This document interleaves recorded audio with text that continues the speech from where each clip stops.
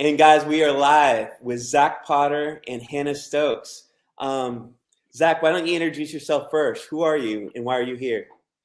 Hello, I'm Zach Potter. I'm here because Derek McCloud invited me. I'm a personal trainer. I teach a little mix between weightlifting, yoga, gymnastics. I try to put it all together into a balanced health approach. And I'm in the Smyrna, Atlanta area, and I train out of there. But yeah, I'm excited to be here. Awesome. And Hannah Stokes, who are you and what do you do? So my name is Hannah Stokes, and I am also a personal trainer, but I would say my niche is more now into the nutrition, helping people with high level weight loss. And I am based in the Chambly Brookhaven area, and I take all of my clients online. So That's awesome. That's great. And my name is Derek, and this is my YouTube channel. And I'm just hoping to interview a lot of people and learn all I can and just share the knowledge. And Zach is the most fit guy that I know. Hannah, you are the most fit female that I know. So I'm very excited to pick you guys' brain.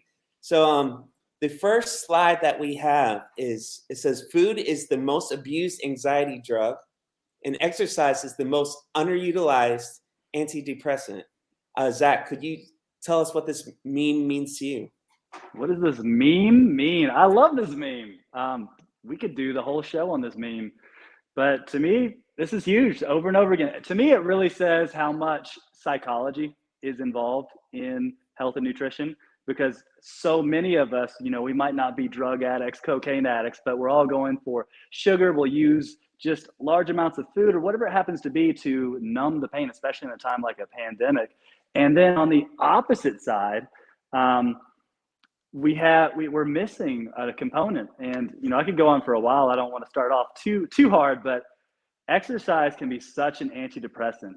Yeah. So much of my journey in exercise has actually been because of this specifically. When I was a youth, I was extremely depressed, and they were putting me on Wellbutrin, Prozac, all these different drugs, and I was not exercising at that point. And then I started exercising and I just didn't need them anymore. But if I don't exercise, I will start to get depressed. And the weird thing is, I never think it's because I haven't exercised. I always think it's because, like, well, they did this, and this is this, and all these problems. But the truth is, I just need to work out, and I'll feel a lot better.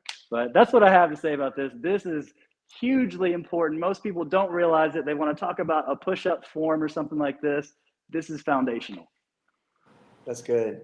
Hannah, what do you think? So I definitely agree with what Zach said, but to kind of piggyback off Zach and add a little bit more is that when food is the most abused anxiety drug, a lot of times people will reach for food for comfort because a lot of times when people are reaching for a particular item, it's normally in the form of Oreos or packaged items, things that you would honestly find on the shelf or in the bakery section, or it could even be at a gourmet restaurant where you're just like, okay, let me get a slice of cheesecake and I want to get all the bread, all that kind of stuff. Because most of the time, those highly pleasurized foods, they release dopamine in our brain. So it gives us this automatic release of I feel good. So let's say your stress level is really high. You had really high stress at work, and then all of a sudden you got family stuff, and that's giving you stress. Or it could be from anywhere, honestly. And then you reach for that food that's going to make you feel automatically better. But even though it makes your brain feel good, it doesn't make your body feel good. And most of the time, it doesn't make your body look good either because the calories pile in and they pile on. And one of my favorite sayings of, I feel like I made this up, but maybe I didn't, is you could either, the trash can wear it or you can wear it. So have the That's option good. to like throw it away, even though people say, is that wasteful? Is that I'm wasting food? I'm like, yeah, you are in that sense, I guess, but you're not because you could wear it and then have to work harder to get it off. Or you can feel, sometimes when you increase the calories that much with those highly pleasurized foods, it can make you feel worse about yourself. So in a minute, you get this release of dopamine and you're like, oh, I feel good. But then all of a sudden it piggies back off of that and you're like, oh, I feel horrible now. And you get that crash, that instant sugar crash. So that is another way that food can be an abused drug. 100. That's I so have to good. add a little comment here, so I hope my neighbors don't hear anything. But sometimes, if I've been given, somebody's like, "Oh, here, Zach, here's all these treats," or like, "Oh, take this home. Here's this pile of cookies," or all these things. And I stay pretty fit, but the thing is, I know that I can fall into cycles. Like I go up and down with different cycles. So if I have that around, I'll end up munching it. The things that I'll do, I'll literally like destroy it over the trash can.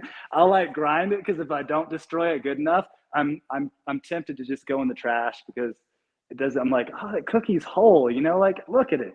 It's fine. So I Yeah. am known for doing that, but I'm kind of an extreme person.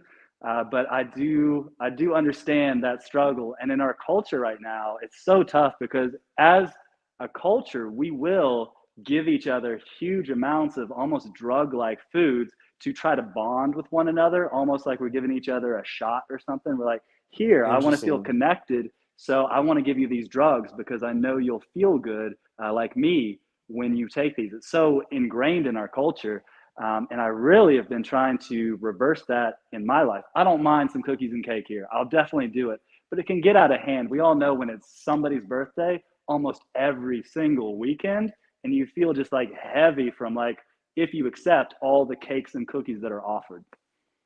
Wow. That's so good. So, me speaking to two fit people, what do you guys eat when you're stressed out? Or like, how do you overcome that? Ladies Um, first. okay. So if I'm stressed out, I don't revert to food. I will actually go and work out. So whether it's something where I'm going on a walk with my dogs or I'm going to go lift weights by myself and listen to a nice podcast, because I know as soon as I start working out, that dopamine effect is still going to be released in my brain and then the stress is going to be lowered. On top of that, if I'm not motivated to do something by myself, I really enjoy being around community. So I'll go take a group exercise class somewhere and just be involved with in the social atmosphere of that.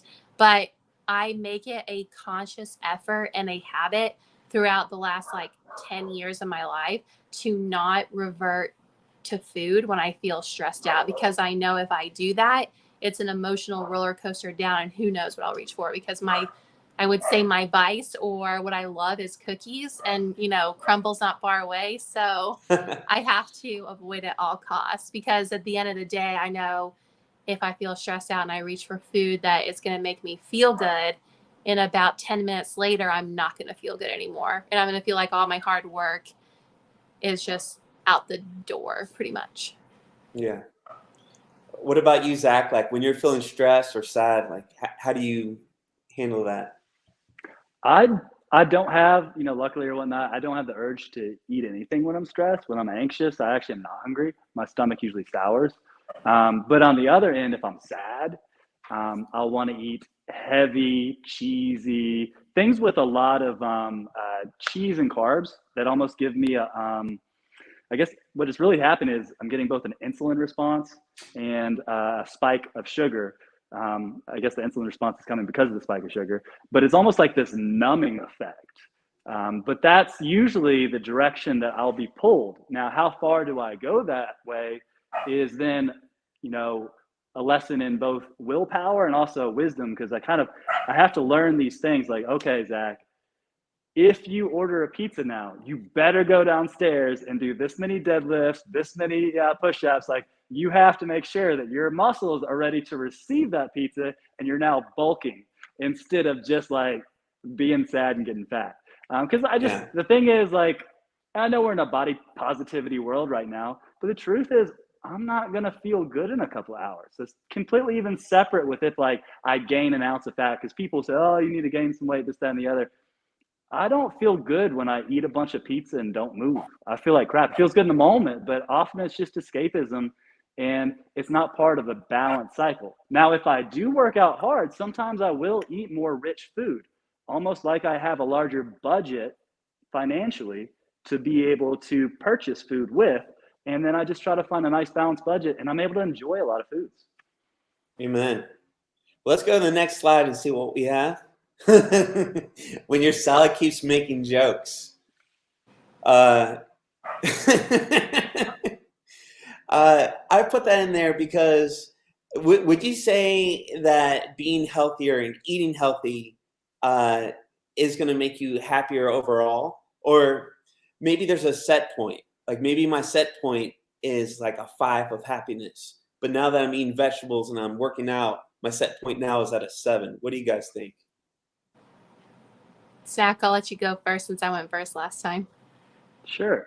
Egalitarian. I love it. I mean, as a whole, I'm way happier eating healthy foods. My salads don't specifically tell me many jokes. So I like a few different salads. I'm not like the salad king or anything, but I do love I love usually mixed greens and spinach. I love to put pecans in them, sometimes a little feta cheese. I like to put a seasonal berry in there. I always do that salad. My fiance always says that I'm kind of boring because I always love the same salad with just an interchanged seasonal berry. But and then avocados. I love to throw some avocados in there here and there. But obviously, and to me, it's the biggest thing. A lot of people want to get in shape so that they look good or whatnot, and that is definitely a benefit. But feeling good and being in like a good homeostasis is, to me, more important than just looking good, because you're still looking for the affirmation of another person so that they can give you an endorphin rush too. So you're still in the same pursuit. Yeah. I just wish I want to train myself to reach for healthier food, or even like Hannah, like if I get stressed out, maybe I don't need to be eating, but I need to work out or stretch or walk my dog. Hannah, what do you think? So when I see this meme with the salad keeps making jokes, I feel like you can be super creative with a salad, or you can grab one of those bags. I think about those bags that you can see at Whole Foods that typically have like the salad mix in there. And a lot of times, even those salad mixes can have super high calories because you have the dressing and then the salad candy that comes on top, which was like the dried fruit, because the dried fruit is going to be increased in sugar. But my whole point is like you can make your salad super fun and vibrant by using, I think it's like one of those super fine vegetable choppers where maybe your greens aren't as full and you chop them down a little bit. But one of my favorite things to make is, it's kind of a version of Israeli salad, but not really. I'll do a tablespoon of olive oil, and then I'll chop up a lot of mixed greens, like as many mixed greens, like field greens, kale, spinach, and I'll actually mix all of that, because you'd be surprised, like a tablespoon of olive oil goes a long way. And as soon as you start mixing it and you let it sit in the refrigerator for about an hour or so, it actually gets soft, instead of, you eat a salad and it goes all over your face. Yeah. Then you just chop up a bunch of bell peppers, maybe some mushrooms, some avocado, like something like that, to make it super vibrant. But salads don't have to be boring. And then you add protein in there, like grilled chicken or, shrimp or salmon. I'm just kind of throwing ideas out there. But you can, instead of making your salad with a lot of dressing and a lot of extra additives, you can do all natural vegetables. If you want to add a little bit of berries in there just to make it seasonal, like Zach does. But your salad doesn't have to be boring. But when I see this, the salad keeps making jokes, I feel like people view salad to be like the worst diet food ever, or the worst, like, man, this is literally kick me in the face. But it doesn't have to be that way. You just have to get creative, find what you like, put it in the salad, and it almost becomes like a bowl. Those bowl places you can go to and get a bunch of stuff, because they do like mixed greens and some grains and all that kind of stuff. But pretty much sticking to like the green leafy vegetables, a little bit of fat, and then protein would be your go-to salad. Amen. I'm really craving a salad right now. Ooh, Derek, so here's the next. We can't let this go too much further, because we're going to do a bonus. We're going to try to help you. But first, we have to analyze you. All right. So, Derek, what is the food that you go to when you're anxious and sad? We need you to go ahead and confess, and then we can be able to help you. When I'm sad or stressed out, I like to eat chips and cheese. Like anything salty with cheese. And that is my weakness. Now, And where do you get it? Do you keep it on deck in your house? Do you always have chips and cheese? So if you feel the slightest bit unhappy, you can just grab it right there? it keeps appearing at our house, so I don't. Yeah. My wife, she likes Triscuits, and my wife's a lot healthier than I am. She goes to Pure Bar, and uh, her metabolism's a lot faster than mine, and so she's able to eat chips and cheese, and there's no issue. But with me, I got to figure out a healthier snack or what to do when I'm stressed. Okay. And I thought about making like radish chips, or even buying like, I just need something fast to fill me up.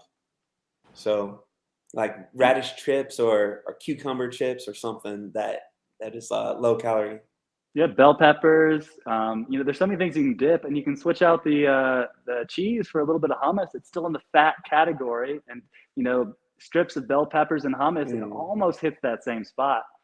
But I was curious. Let me know as you start to download any other of your vices that might have been getting the best of you. That's right. But I will say I do feel healthier just talking to you guys. So the next meme, it says, "Let food be thy medicine, and medicine be thy food." What do you think about that, Zach? I'm gonna pass to Hannah. She's the food specialist. All right. I feel like, you can either eat for pleasure or you can eat to fuel your body. And food plays both ways. I can throw in an example of like, I have an aunt who had breast cancer, and she, outside of her getting a double mastectomy, she totally changed her lifestyle from going out to eat fast food and eating out a lot and then eating just random things here and there. Like the diet was so different to where now she's eating to actually heal her body from the inside out. She doesn't have cancer anymore, but she also eats in a way where the cancer hasn't come back in years. I think it's been like 6 years now. So foods, especially like your green leafy vegetables, even vegetables in general, those are going to be super meaningful to your body when it comes to, I think of like a side item, like whenever you go order food or if you're making food, when you can fill your plate with the majority of vegetables, have a little bit of protein and a little bit of fat, that's going to be so much more fueling to your body and nourishing versus if you were just to go get a burger and fries, which all you're dealing with is super high processed, greasy kind of fats that are not going to make your body feel good. So you can eat in the form of, okay, I want to be healthy, I want to take care of my body, and I want to be thriving in life. And you're going to feel it. Or you can eat the opposite and just feel horrible. Because even though the food tastes really good, I haven't met somebody where they have a burger, fries, and a cheesecake in one sitting that feels good afterwards. They're most of the time they're like, I just want to lay down, I want to take a nap until this wears off of me. It's like a mastermind conspiracy. You don't feel good, so you eat food that makes you feel bad, and then it's just this endless cycle.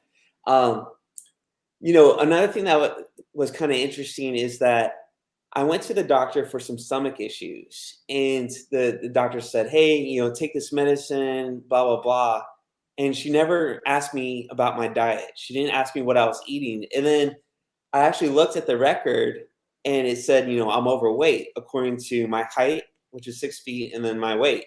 And my doctor never mentioned that. And that's kind of concerning. I feel like if anyone could tell me I'm overweight, it should be my doctor, right? Zach, what do you think about that? Like, why didn't my doctor mention diet at all? I think there's a few different reasons. I mean, one is the culture that it's tough to tell anybody, that they might be overweight. It's become such a sensitive issue. But even before that, logistically, to tell somebody that their diet is off, well, now they're going to say, what should I eat? Well, that opens up a whole counseling session because they're not going to be able to tell you that in 2 seconds. So what I've found, I've worked with a couple of different integrative healthcare systems where they basically sent you off to the dietitian, where they're leading you towards a specialist with that. And I think that's the best thing for them to just have a missing link. There's something wrong there, because I totally understand that you're not going to go over what somebody should eat in just a couple minutes.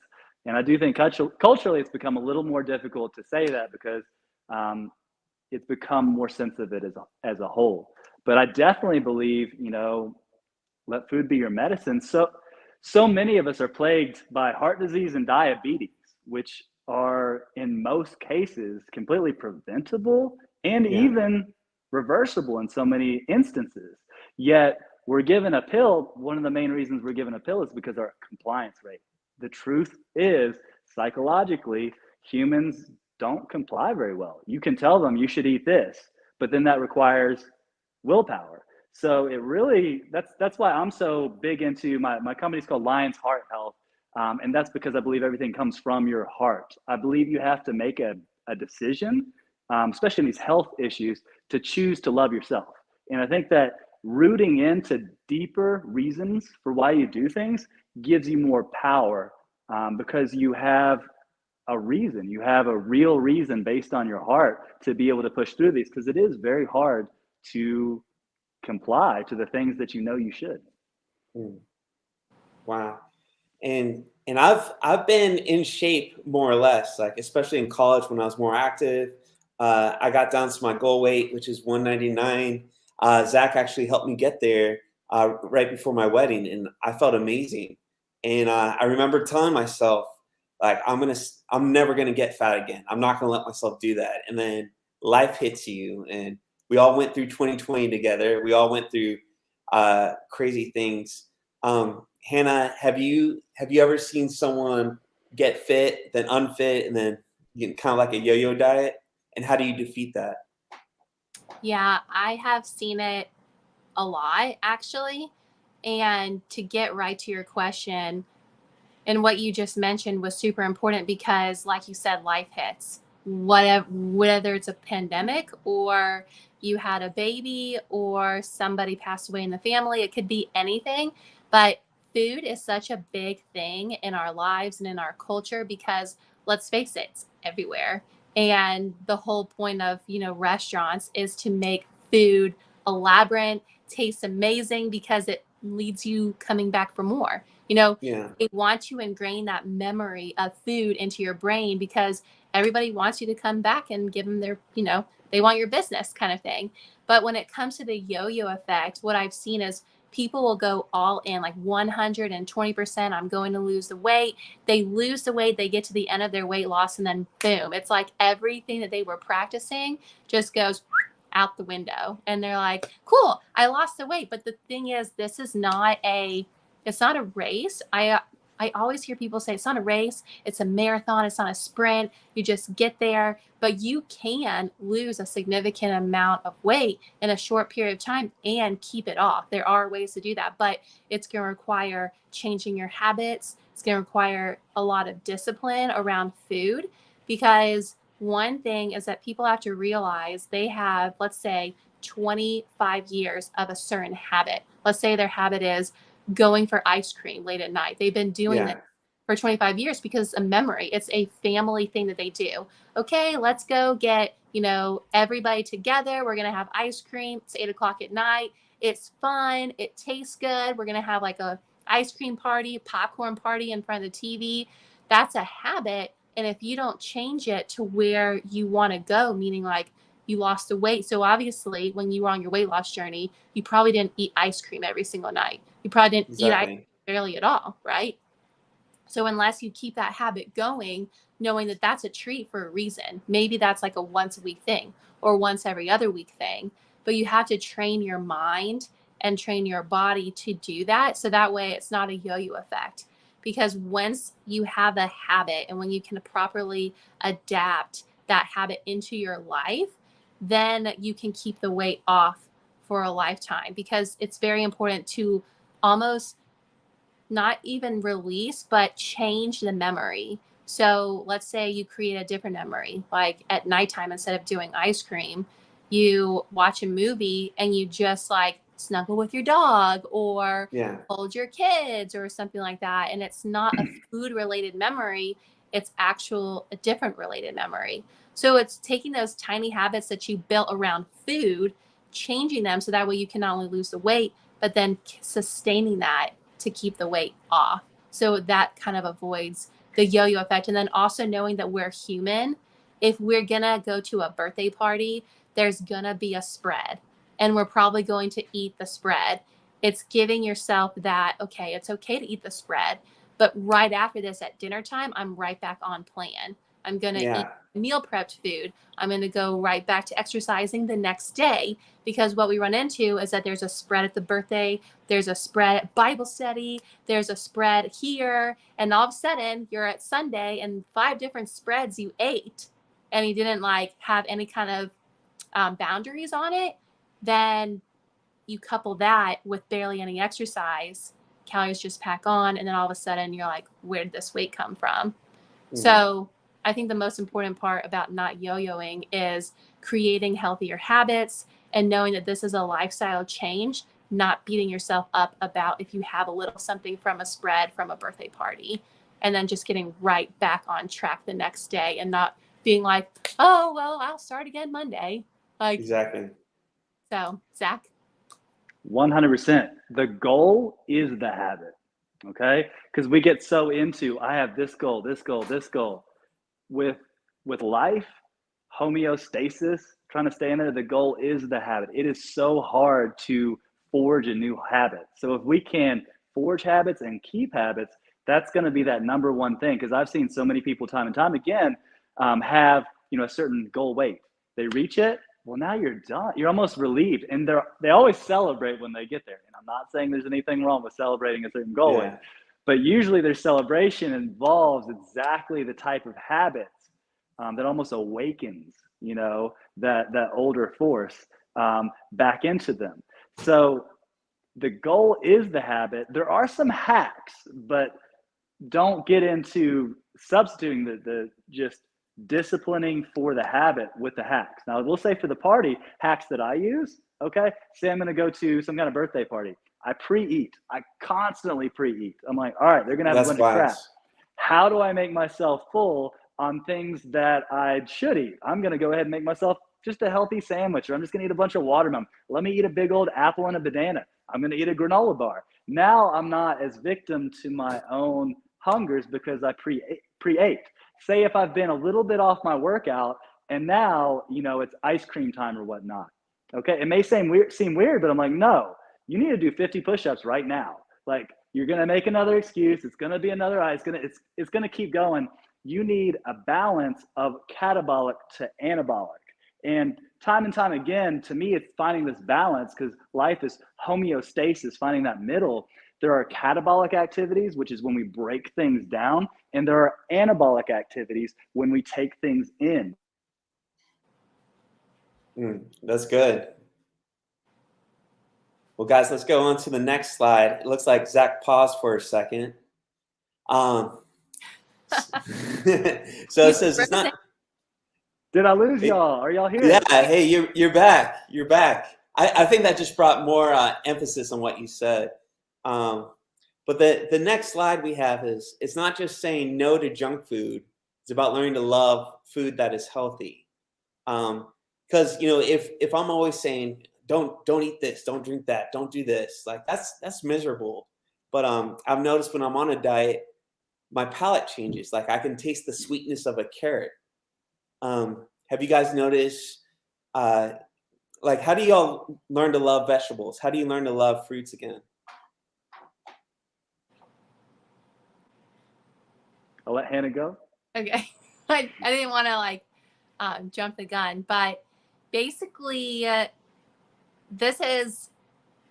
feel like this is an easy question, but it's also kind of a hard question, because for the last 10 years, I've been eating so many, typically what my meals look like are more vegetables on my plate and then a lean protein and a little bit of fat. So it's always balanced between protein, a type of carbohydrate, and then a type of fat, right? So I absolutely love vegetables, and I don't have to use a lot of seasoning on my vegetables. Typically, I just made Brussels sprouts, asparagus, just before the call because I had that with some shrimp tonight. And my fat came from the olive oil that I used to put on my greens. So all I did was cut up like 2 bags of Brussels sprouts and 2 bags of asparagus and took 1 tablespoon of olive oil and put it in a bowl with all of that and shuck it around because it totally saturates everything. I put it in a pan and then I put some garlic on top of it. And so basically my vegetables taste really good because I really like garlic and it's also great for you. And so vegetables taste awesome to me. I don't have to do a lot to them. But on the flip end, if you're so used to having, let's just throw like an example, mashed potatoes that are loaded with salt, butter, and then mac and cheese that is like all this cheese and the noodles and stuff. If you're so used to having that kind of stuff as a side, it's not going to be an overnight thing where you just all of a sudden enjoy vegetables so much more than the mashed potatoes and the mac and cheese. It's about, maybe saying no to that and yes to more vegetables. And then over time, your body starts to adapt and you start to enjoy vegetables more. And it's kind of, like I said, it's kind of a hard question because I've met people that are like, I hate vegetables. If you tell me I have to eat vegetables at every single meal, I'm going to be like sick. I don't think it's possible, but it's possible if you want the results of losing the weight, living a healthier lifestyle, and give yourself a few weeks. And all of a sudden, I've had clients come back and be like, hey, I actually enjoy what I'm eating. And now I go out to eat and I can taste the sodium that they put in my food. I can taste like all the added butter and it tastes gross to me now. So it's changing your palate. And, when you say no to junk food and more yeses to healthy food, and no, you guys have healthy food options when it comes to eating out too. Like there's Flower Child and there's True Foods Kitchen, like all these places that are super awesome and food still tastes great. It's just not going to be weighing on your gut as bad as like fast food. So I hope that answered the question. It's going to be about time and process and incorporating more vegetables. And once you can and you win that, then obviously your body is like, give me more vegetables. That's just my experience. It's like a lifestyle change.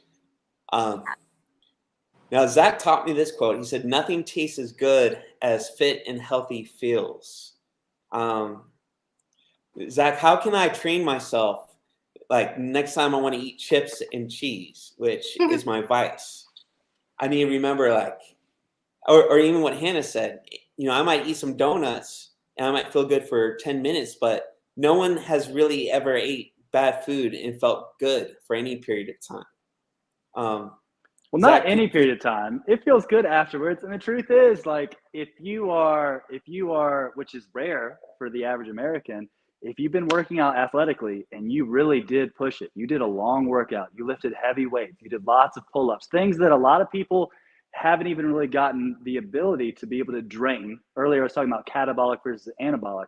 Once you get the skill to be able to really drain some calories, you can eat some pretty naughty foods or whatnot, and it refills your glycogen supplies. Like literally, you're going to perform better at the sport because you need like a ton of carbohydrates because you just drain the junk out of your body's carbohydrates.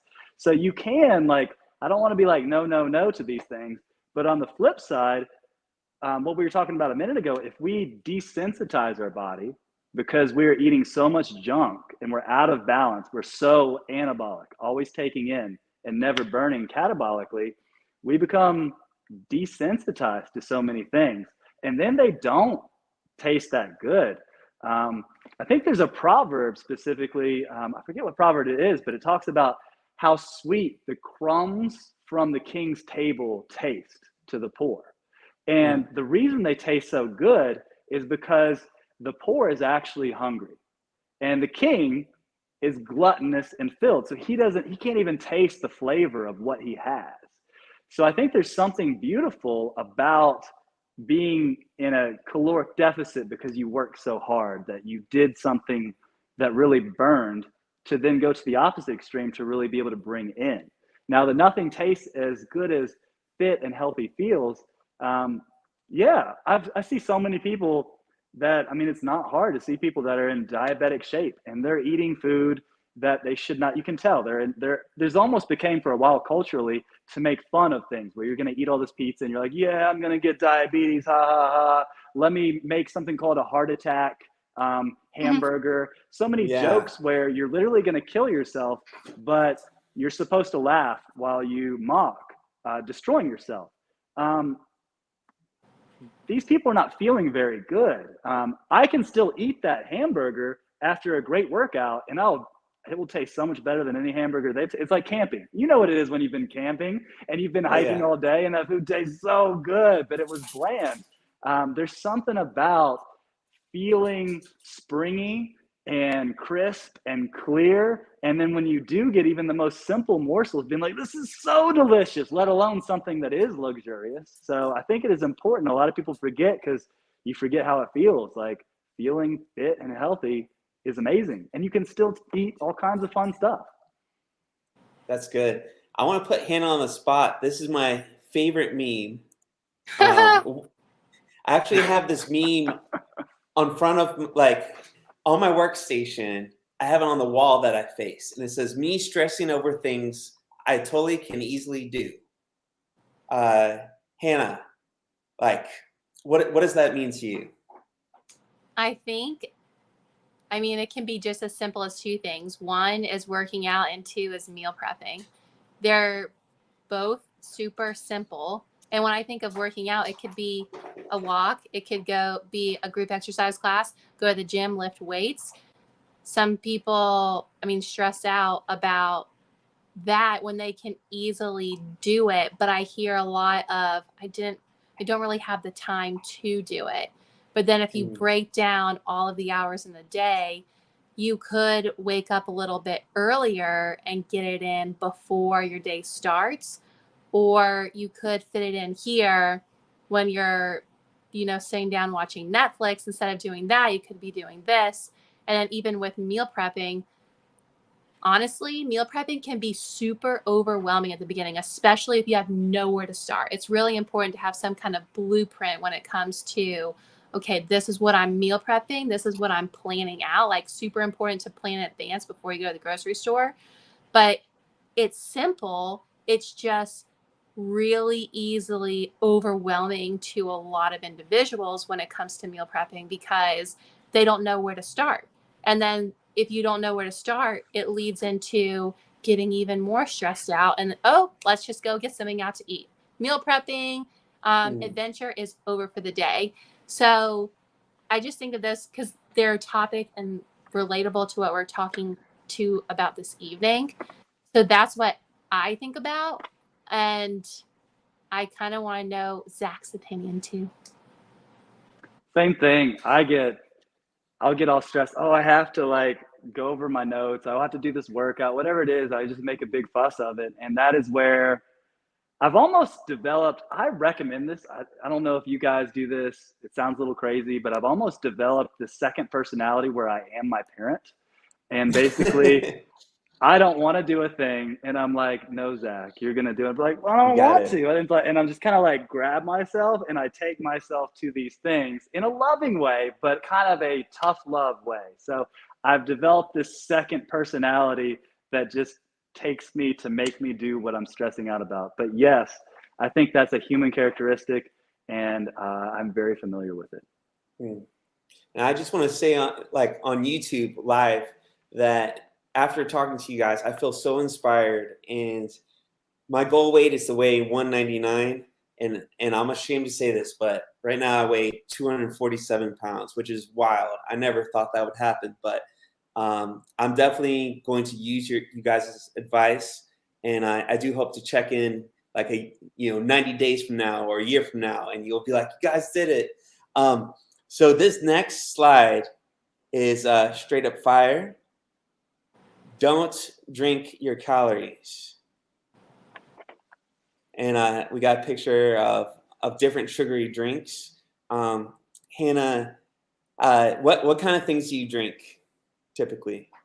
I'm boring. I drink water. And honestly, all I drink is water. And I also drink protein shakes, but it's protein and water. So I don't know if that really counts. But I don't really drink coffee that much, only because I don't really like the taste of just actual coffee. And I'm not going to go to a coffee place.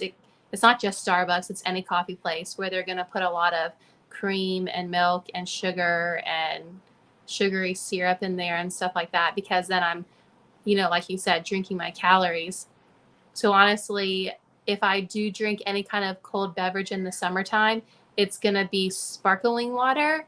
It's typically not flavored because I just like plain sparkling water.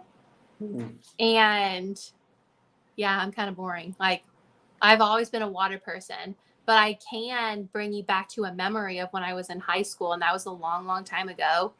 So I'm 32 now. I can't do the math right now because I'm not a fast math person in my head, but it was a long time ago. But in high school, I did have a Coke here and there or Dr. Pepper here and there. And then after digging into starting my healthier lifestyle, I became a personal trainer when I was 18. When I started like digging into how much sugar is in one Coke, I think it's over 40 grams of sugar just in one Coke. And Yeah. I'm not drinking this much sugar. And Coke is also so destroying to your body that I stopped drinking Coke. And this was back in high school, and I haven't touched soda since. I can't, sparkling water is not soda, but the only That's carbonated wonderful. sparkling water. So soda is out, but it took a while for me to get over it. And the way I got over drinking soda, or just was able to say no to it, even if it's free. Like if there's a fountain of soda and I'm at an event or something and you can get unlimited soda, like whatever you want, I still don't touch it because I'm like, ugh, it just blah to me. But it took me, okay, I'm going to have one soda a week. And I did that for months. And then I lowered it. I'm going to have one soda every 2 weeks. And then it went to one soda a month. And then all of a sudden I wasn't drinking soda anymore. And then bam, I didn't want it anymore. And now looking at it makes me just like blah. So that's a little trick that I did back in the day. And now years later, I still don't want to touch any kind of Coke beverage. Yeah, that's so good. And the thing about drinks is they give you calories, but they don't necessarily fill you up like food will. So Right. Especially milkshakes. Those are a lot of calories. yes. This is just a reminder if you guys are watching to make sure you like, share, and subscribe. I know people will be watching this video later as well. Bruce Lee, the legend, he said, long-term consistency trumps short-term intensity. Zach, can you talk a little bit about that? Agreed. A little short-term intensity is needed, though. I would recommend it. But yes, time and time again, I will see people that get pumped and they're going to lose all this weight or whatever it happens to be, part of the yo-yo diet. But it's consistency. It's persistence, which to me is an area I'm always talking about, developing areas of character and heart, that perseverance, that ability to continue is so important. And I think that when we try to develop these things, whether it be abstaining or going after, we're developing our character as a whole. But yeah, I see it time and time again. Somebody can go hard. You might even get an injury if you go too hard. You're trying to exercise too many things too hard. But the person that just comes in steady, always comes in, works on their form, works on their diet, that's the person that's going to succeed. So it really is something that we want to embrace. I mean, top notch. But don't forget some intensity. Don't do one, trade one for the other. But I do believe consistency is so important. That's good. So this is something I've been focusing on a lot. Losing weight is hard. Being overweight is hard. Choose your hard. And I think that's so interesting that there is no easy option, if you will. Like a lot of us might be thinking, oh, the easy option is just eat fast food and eat whatever I want. But you're going to make more difficulties for yourself down the road. Hannah, what would you tell a client who's having to choose which hard they're going to do? It goes back to what is important to them. So when somebody comes to me and says, "Hannah, I want to look and feel better about myself. I want to be able to fit back into my clothes. I want to, when I go out into public, I don't want people looking at me like, wow, that person used to be, you know, fit, or they used to even look better and now they're all of a sudden overweight." So it has to come back to your why. And if your why is great, then meaning like your why would be, I want to lose weight because I want to look and feel better about myself. I want to, be able to move without joint pain. I want to be able to run around with my kids and not be winded after 2 seconds. Well, then your Mm. why is greater than the hard of losing weight, because yes, losing weight is hard, but would you rather be on a path of losing weight knowing that each and every single day you put forth to your goal, you're one step closer? Or would you rather just live where you are for forever? Because obviously, where you are now, if you continue to live this way and then gain even more weight, it's not a happy road down the road for you. Like, it could turn into type 2 diabetes, it could turn into early age, like heart attack, that kind of stuff. So at the end of the day, I always tell people time is going to pass. Yes, losing weight is hard. And yes, it might take some time. But if time's going to pass, it matters like what you do with it. So are you going to choose to wake up each day trying your best and being better, changing those little habits that put you in this place? Or are you going to choose to stay where you are and potentially even go backwards? And I Mm. honestly leave it up to each person, because it has to be here. Like, you have to be ready to choose the hard of losing weight.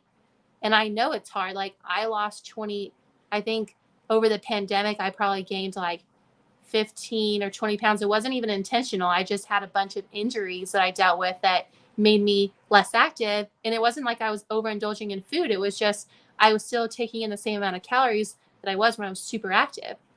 Yeah. Doesn't work like that. So I went on a weight loss journey myself and lost 20 pounds. And was it hard? Yeah, of course it was hard. Mm. But I was like, every single day I woke up and I was like, man, I did it. And it was almost like this sense of accomplishment.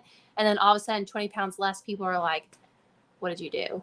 Like, how did you lose, this much weight? You look great. And then you get all these compliments flooding in where you're like, I'm never going back to what I looked like before. Yeah. So that's that's what I have to say. I'll hand it over to Zach. I love it. I'm big into this thing called tough love. I think so many individuals, I think the world itself is out of balance between two primal forces. And one of those primal forces is nurturing love. If I'm going to nurturing love you, Derek, I'm going to say, Derek, here's some money. You're going to be like, thank you. Like, Derek, I made you a cake. You're like, wow, you made me a cake. Like, Yeah. how could that go wrong, And then if you nurture love yourself, you're like, you know what? I enjoy taking in cake. So you're going to nurture love yourself. I'm going to give myself a cake. What could be wrong with that? It's just nurturing love. I think that there's the other side of love is tough love. And that's when you have the best intention, but there's some adversity that must be undertaken. So when you tough love another, usually you wouldn't tough love like your parent. You would tough love a child or someone you have a deep relationship with. So you would tough love, say a kid says, hey, I want to eat cookies and stay up all night. You love them and you know that's not best for them. You're not trying to make them have a bad day. You're trying to make them have a better Mm. life. So you say no to them. You create some kind of adversity to them. If you tell the kid that you have to go and mow the lawn, you have to now do this chore because I'm trying to train activities for you. I'm trying to get you into good work habits. It's more trouble for me to tell the kid to do these things than it is for me to do it myself. But I want to ingrain adversity in them to grow them. We have to tough love ourselves. In the Bible, and I'm a Christian. We all have different hermeneutical, perspectives on things. But one of these prime commands is that we are supposed to love God and we're supposed to love our neighbor as ourself. And to me, I Mm. think that implies that we are supposed to love self.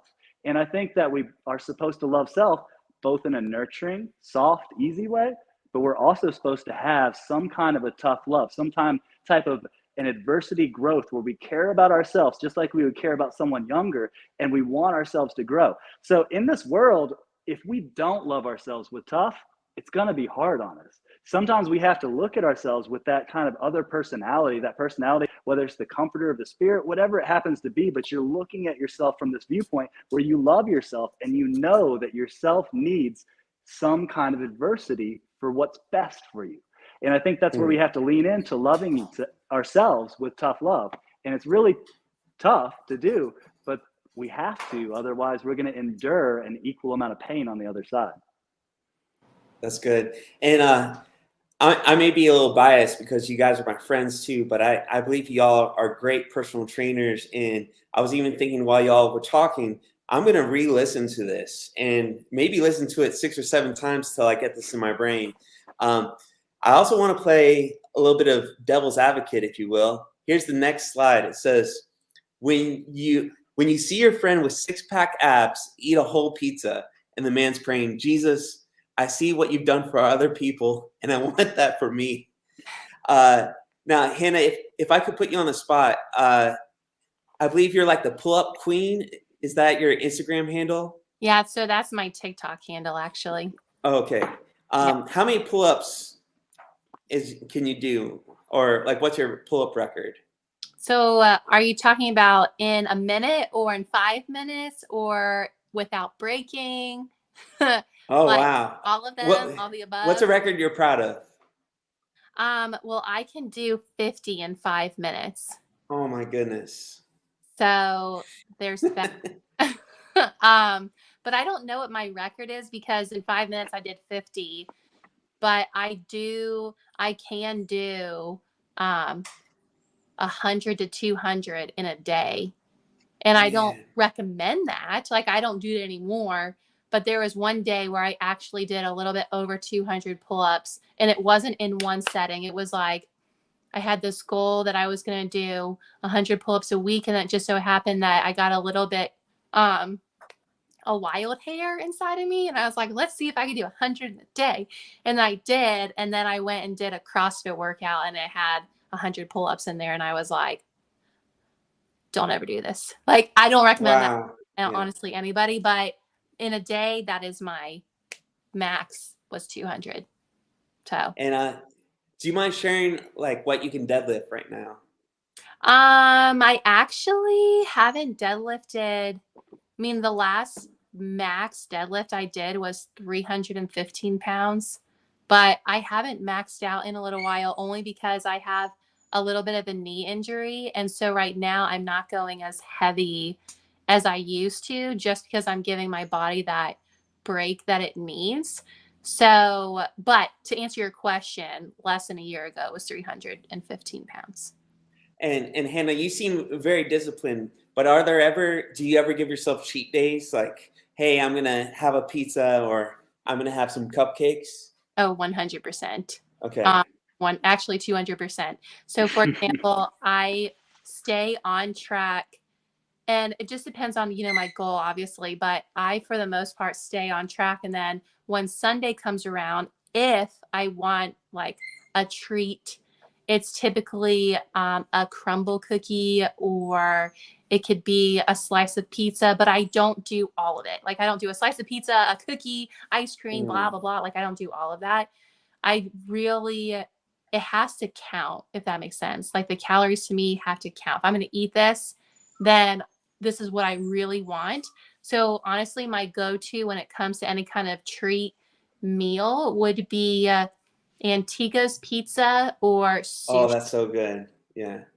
Yeah. And I say sushi because I love sushi. I don't know if it would be considered like super high chi, especially if I worked out really intensely that day. But it does have a good amount of sodium. They put a good amount of like stuff on top of the sushi. So I like, that's another treat for me. But when it comes to sugary things, anything cookie related, that's my jam. And I have to be careful because, yeah, that's really good. So. And I want to reiterate to anyone who's listening, it's just that the reason why, Hannah, you can eat that food and Zach can is because you guys are training hard. Mm-hmm. Your muscles, you just have sped up your metabolism. So Zach, I really want to hear your thoughts on this next meme. Same age, different choices. And I actually think I've sent that to you before. That is wild. Like, I'm 38 years old, and I want to stay younger for my son. My son is 10 months old, and I want to have energy for him. Anything you want to say about this meme? Um, I guess I'll tint it a little bit in the fact that I do think there is a classic nurture nature. I do think certain people have certain genetic potentials that are going to make them leaner. Now, I don't think that's without hard work, but from a positive aspect, I do think we can be in vastly different spaces. Like I'm about to have my 42nd birthday, so I'm starting to get to the age because I know that when I did athletic feats when I was in my 20s and I could eat all this, people would, and I totally understood it. Like, oh, you're in your 20s. Wait till you're in your 30s and 40s and 50s. And I kind of knew that if I stayed really disciplined and found a good groove, it would pretty much be the same thing. And, Mm, thank the Lord that, nothing bad has happened to me, but I've been able to almost keep a balanced budget where if and I have gotten a little bit overweight before, but if I keep my training balanced with my food intake, I stay pretty balanced, and I'm thankful for that. So I do think that is, we all think about how we should be organizing our finances, and we should. But I think that fitness is an investment as well. And I do encourage people while they're young to get a good fit base because you can do so much more when you're young. Not to say if you're older, don't start, but if you're young, build up a base because you can really maintain it with not as much work. Just like you can amass a fortune that starts to just pay interest and dividends. But I do think it's really important the way we set the course of our life. And I really implore anyone to do so. I wish our educational systems would set us in that direction earlier and help us to understand the consequences of certain exercise and dietary patterns that we're starting so young. man, I saw this documentary. It was during the JFK era, but he had this fitness program. Have you all seen it? Where these middle schoolers and high schoolers are doing monkey bars and they're doing muscle ups and pull ups. I'm a school teacher, and I don't think our kids are doing the same PE classes now that we did back in the 1970s. So it's definitely interesting. Let's look at the next slide. Greasing the groove. Hannah, have you heard of that term, greasing the groove? My understanding is it's like you're working out throughout the day, right? So Zach initially taught me about that, where maybe my goal is to do 100 push-ups. Well, actually, you just said you did that because you were doing pull-ups throughout the day. But do any of y'all want to talk about greasing the groove and why you're not just working out during your workout times, but you can actually work out throughout, your schedule? Hannah, have you heard of that term specifically? This one might be newer for me. The greasing the groove. This might be newer for me. I honestly don't know if I've really heard this term. I might have, but it might have just went like in one ear and out the other. So I'm going to let you break that one down. Sure. It's actually kind of an old school. It never caught on really that hard, but there's like a small like subculture that really got into it. But the idea is that when you do certain movements, almost like habits, they create a certain neural pathway. And it looked on the meme, I couldn't quite tell, but it looked like it had some kind of a neuron going on. But the idea is that if you do this move throughout the day, your body is getting very used to the neural contraction of that specific movement. And that even though you're not pushing yourself to your max in a more traditional, I'm going to break down muscle tissue and exhaust it, so then I feed it and the muscle gets bigger itself, that you're actually teaching the muscle and you're making the muscle smarter so that that muscle can perform better based on a memory of the neural action. So that is a technique that's been used a lot, and it's actually based on its own philosophy. It's already been in practice. When you see kids doing gymnastics practice and they're practicing twice a day, 6 days a week, and they're constantly showing off their skills as well. Well, they are doing these movements that they are going to perform later several times a day, every day. So then we have to kind of weigh, well, how much of that is the fact that that neuron is firing for that movement. But that's the idea between the grease the groove hack or technique of doing an exercise throughout the day. And that's really good, Zach. And Hannah, I think I heard your dog. What kind of dog do you have? Sorry. So I have 3, and I have a mini golden doodle, a mini brain doodle, and a toy Aussie doodle. And what you heard, I was like, man, I hope they can't hear this. That's my toy Aussie doodle, and he's actually in the bedroom with my husband, and I'm pretty sure my husband has probably fallen asleep or something, because normally if he's whining, he's taken care of, and obviously he's still whining, as you can tell, like as you can hear, but he's in the room, so I can't like get up and go get him, unless you would like me to. Because no, you're good. You're good. I enjoy it. I have a dog, a border collie. nice. Her name is Penny Lane. So this is a workout, and so I've been really interested in what's called DCA, which means dollar cost average. And when you invest and you dollar cost average into Bitcoin, it's like buying $10 every day of Bitcoin, rain or shine. And you do that for 7 years, and maybe you'll have a small fortune. And so I'm really thinking about DCA, or investing in my health. And so I told Zach I wanted to create a workout. So let me interrupt here. I want to first say, Hannah, because you're a personal trainer as well, Derek sent me a workout that he had already created. And it was, I think, 7 days a week of 50 push-ups, 25 pull-ups, and 50 squats. And I was like, he's like, no, I'm fat. I have to lose weight. I have to go as hard as I can. I'm ready to do this. I'm like, well, can I tone it down at least a little bit and give you every other day off, 1 day more cardio, and just let me up the squats a little bit, because you should be able to do more. So I just tweaked it real quick on a text. So this is not what I would standardly methodically create for someone. I think we did this via text. But if you are going to work out regularly, I think this is a good starting point. Yeah, and I can't do a pull-up right now. At one time my record was 8 pull-ups, but what I'm doing is I'm doing bands, right? So it's funny, I'm talking to the pull-up queen, but I do these bands. They help me do pull-ups, the push-ups. I can't necessarily do, like, I'll try to do 5 sets of 10, but if I get winded, I'll do push-ups on my knees. But I just wanted to kind of share with people just my workout routine. Zach and Hannah, do you guys have a workout routine that you guys do typically, or does it vary based off of y'all's needs? I would say mine varies. So let me just say for before I say anything, I have changed my workout routine so many times over the years, because it was either I got bored or I just had a new goal, that kind of stuff. But my workout routine right now, I have a 5-day split routine. So typically I'm doing strength training 5 days a week. And then I also do slow burn cardio. So typically my cardio can look anywhere between 45 minutes to an hour. And then I will also go take, if I don't want to go to the gym and do strength training on my own, I'll go take a strength training, like group exercise class.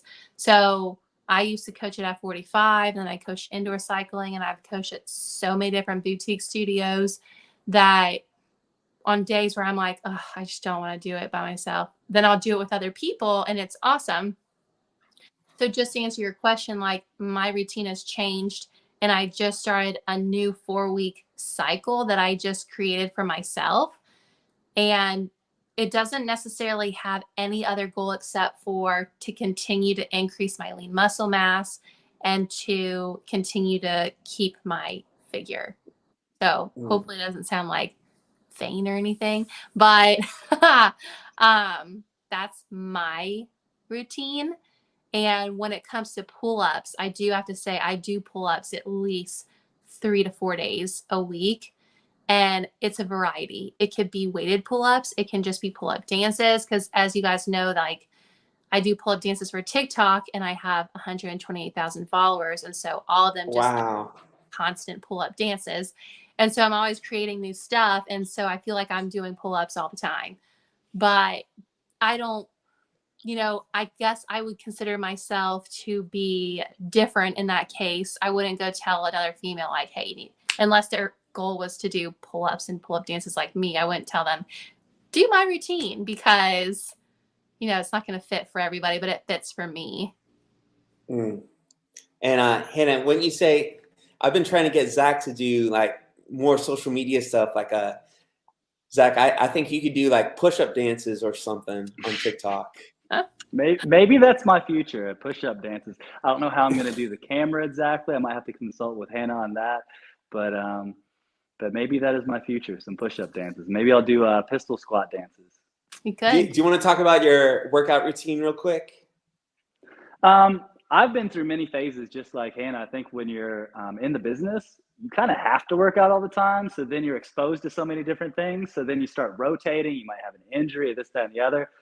Lately, I've been doing, I do a morning walk regardless for a little bit of steady state cardio. I've been doing a renovation, a lot of yard work. So I've been getting extra cardio in like hauling lumber and gardening and all the kinds of things like that.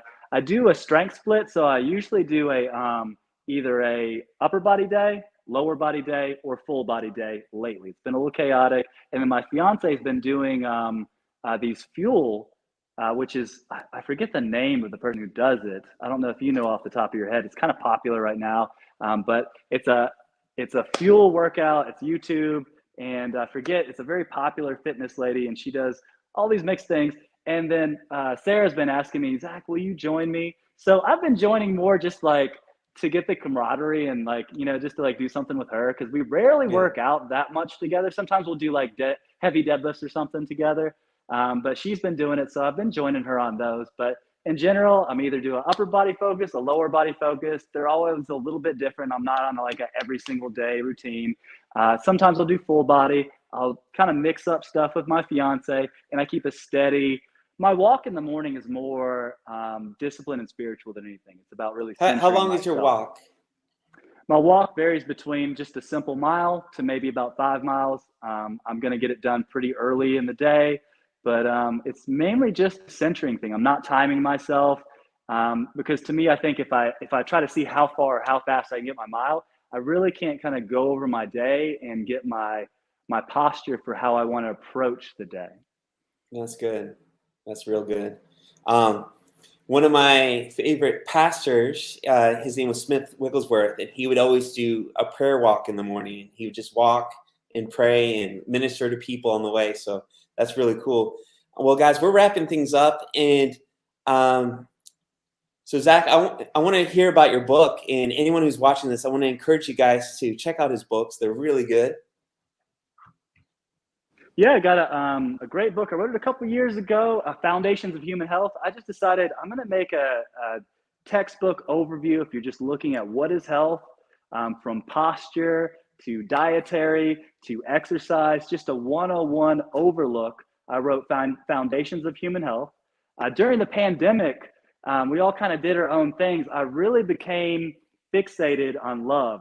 Jesus said, to love is his commandment, and we're supposed to love God. We're supposed to love our neighbor. We're supposed to love self. So I really looked at what is this word love, and I started to go one direction, but I actually ended up in poetry. So it's a series of poems looking at love and wisdom and virtue as a matrix, and it's very colorful. But yeah, it's just a fun little book of poetry about aspects of virtue and love.